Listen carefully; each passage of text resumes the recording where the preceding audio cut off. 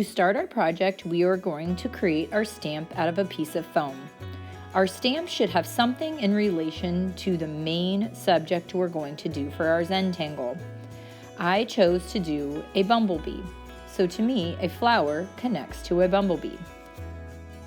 To create our stamp, we are going to simply draw the item onto a thin piece of foam. I am using a ballpoint pen.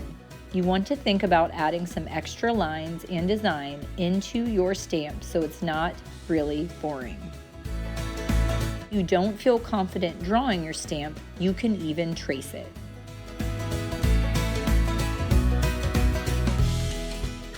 Once you have created your stamp, you can cut it out using a regular pair of scissors.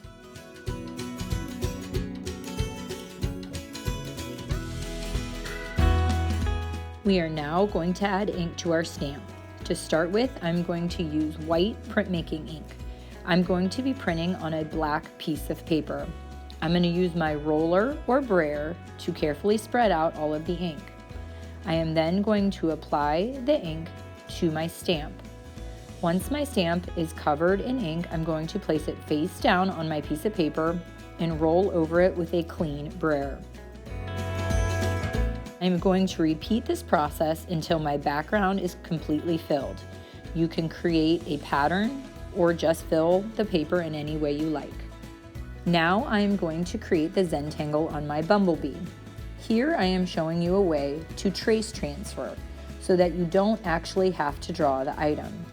Trace transferring is similar to using carbon paper. I cover the background in a graphite pencil, then I flip it over onto the piece of paper I want to draw on, transferring the graphite onto the paper.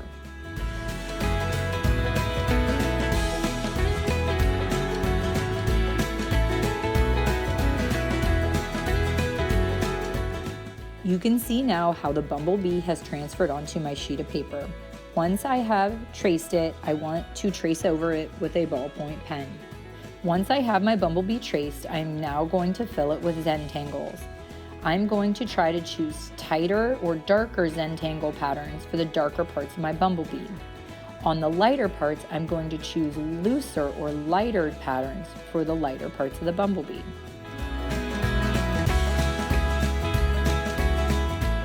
I am going to fill my entire bumblebee with repeated patterns.